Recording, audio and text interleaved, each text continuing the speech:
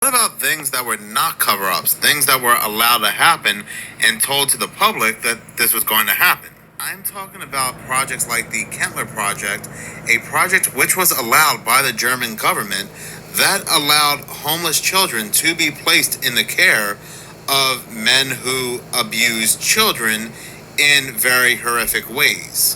Why was this allowed? Because the German government at that time and those who were behind this experiment thought that these men would be best suited to care for children, even though they have a history of abusing children in certain ways. I think we all know what I mean by that. What is even crazier is the fact of how long this experiment had lasted. This horrific experiment started in the 1970s and lasted for over 30 years. Yes, this project lasted until the 2000s. Berlin's child welfare offices and the governing Senate turned a blind eye or even approved of the placements, placing homeless children with a PDF, a known one, because they figured that this child would get a loving home. Very, very sick. The man who ran this project, Helmut Kentler, who passed away in 2008, and possibly why this project was shut down, was able to convince the German government and child welfare services that the sexual contact between adults and children were harmless. Many of these children who became adults spoke out about the horrific things they encountered being placed in these homes. And it was just such a mind-blowing read to know that something like this went on, and for how long? For decades. But here's what's even crazier is the fact that the United States has something very similar to this. It's not the fact that they are giving these children away to known criminals of that sort, but it's the fact that a person can adopt a child and then give that child away to whoever, and they don't have to check in with anybody. They don't have to check in with any government. They don't have to check in with child services, and this process is called rehoming. If you think America is the heart of modern civilization, this story will surely change your mind. There, a trade in unwanted children exists, and the way they do it is distressing. It's known as rehoming, and when parents decide they no longer want their adopted child, they simply advertise them on websites to lure prospective new parents. It's as straightforward as getting rid of an old fridge on eBay. There's no vetting or court orders required, and these disposable children can be handed over to anyone. In fact, until you see it, it's difficult to believe, and we should warn you, it's quite confronting. Okay, first up we have Alicia. Modern day slave trade. Alicia is a very special and very sweet young lady who is looking for her forever family. She describes herself. It's a parade like no other. Abandoned children desperately selling themselves to win over a new family, a new start. She also likes drawing and doing. Next time you see this plant in your backyard, don't cut it down, because this is the best natural. She also likes drawing and doing. And does anybody remember this, the 85,000 missing kids? 1,000 lost kids.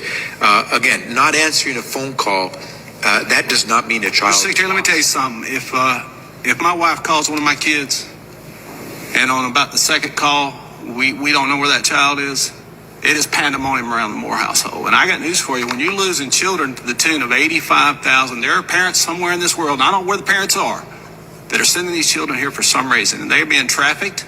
They've been used for child labor. And again, this is the New York Times. This is not a Republican talking point. This is not a Republican rag. This is the New York Times talking about the mismanagement of this administration of these children and how we've lost them. Some of my Republican colleagues have latched onto this headline to claim that the Biden administration, quote, lost these children. Let's start with the most important question. Are those children actually lost by the federal government?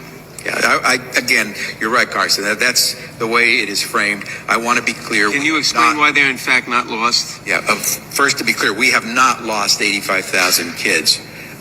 We make every effort, even after we lose the authority to continue to monitor the children, once we have discharged them and placed them with a vetted sponsor, we make an effort on our own dime, essentially, to try to reach out to them. We do what we call safety and well-being calls. We try to reach the child and the sponsor 3 times by phone to check in. The children and the sponsors are not obligated to return our call. We can't require them to do so. And by the way, even if they don't call back, that doesn't mean a child is lost. Reasons a child or a sponsor might not answer when you follow up with a phone call. They may be in school. They may be at a doctor's appointment. They may not have the phone working anymore. There are any number of reasons why they don't answer. So sometimes, even when things are not covered up, it's terrifying.